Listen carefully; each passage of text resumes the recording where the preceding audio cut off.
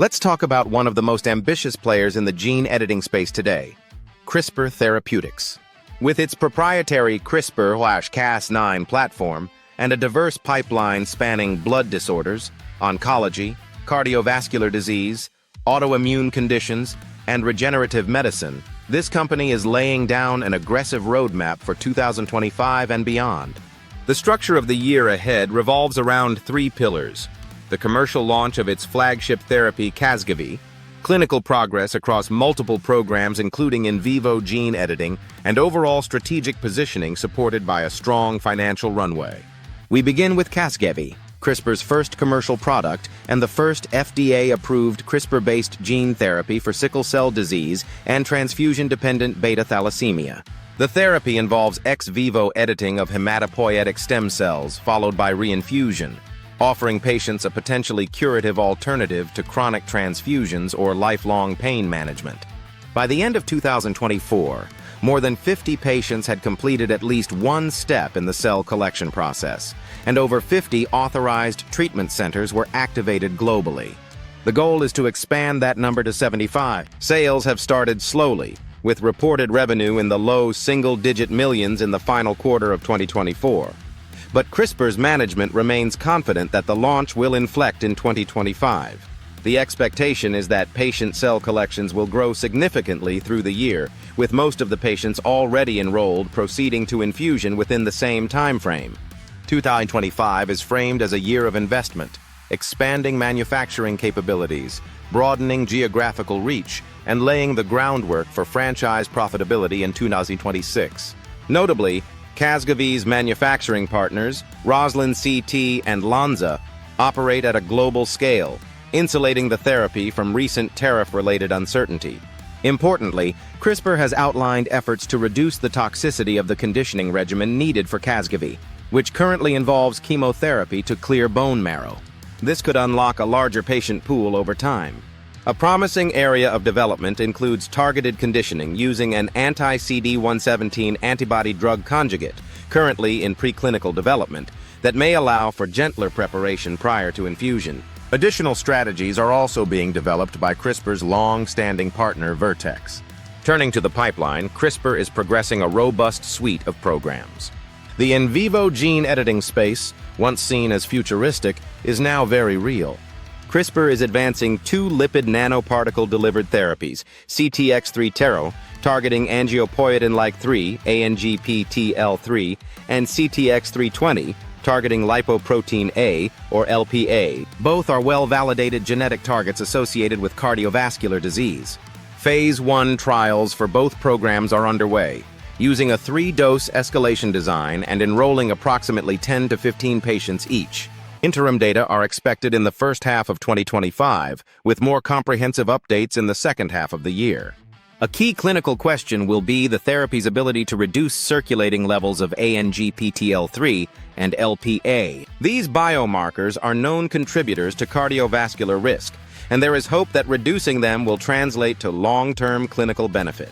Notably, CRISPR expects regulators may eventually accept biomarker reduction as a surrogate endpoint, potentially speeding up the approval process. The company also notes that their in vivo therapies could be priced competitively, with expected cost of goods in the low five-figure range and pricing capped around $100,000, substantially lower than some existing gene therapies on the market. Next, we move to the company's oncology and autoimmune portfolio.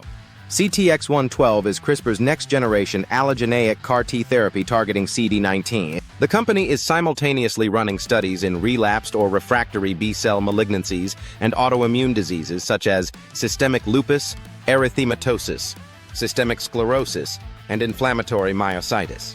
In oncology, CRISPR aims to demonstrate that CTX310 is not only potent but durable. In previous data, CTX310 showed around 7 times greater expansion of CAR-T cells compared to the first-generation product, CTX310. In patients who had failed prior bispecific antibody therapy, CTX310 achieved a 100% response rate, including deep responses following retreatment, highlighting the advantage of the off-the-shelf allogeneic approach. In autoimmune disease, the company is conducting a basket study and expects to present data in mid-2025. The dataset will likely include metrics such as depth of B-cell depletion, autoantibody levels, and disease activity scores like SLEDAI. The company aims to establish proof of concept and to position CTX310 as a more scalable and accessible alternative to autologous CAR-Ts, which are individualized and logistically complex. CRISPR sees an opening in the growing autoimmune CAR-T field, believing their edits will translate to better expansion and more profound B-cell clearance. Regenerative medicine is the final frontier for CRISPR in 2025. CTX311 is the lead asset in this vertical, an encapsulated stem cell-derived beta islet progenitor intended to restore insulin production in patients with type 1 diabetes. A clinical update is expected later this year.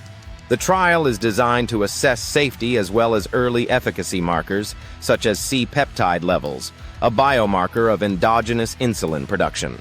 The company's vision is to eliminate the need for chronic immunosuppression by using gene-edited, off-the-shelf cell products that are hypoimmunogenic and capable of long-term engraftment. If successful, this could represent a paradigm shift in how we approach insulin-dependent diabetes. Throughout all of this, CRISPR remains insulated from many of the macroeconomic and regulatory uncertainties currently facing the biotech sector. The company is well capitalized, with approximately $1.9 billion in cash, which it believes can carry operations well into the next decade.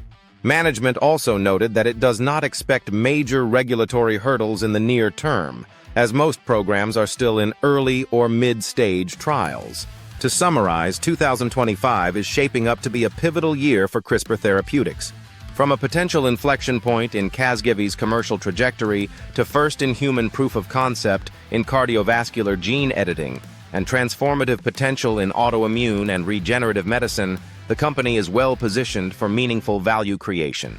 Each program carries its own scientific and operational challenges, but CRISPR's diversified pipeline and solid capital base give it the tools to navigate these hurdles. Investors should closely watch for progress on Casgevy uptake, especially patient infusions and additional ATC activations, as well as the early clinical data from the in vivo cardiovascular trials and CTX312 updates. If CRISPR can deliver even modest success across these fronts, it could solidify its position as a leader in next-generation gene therapy.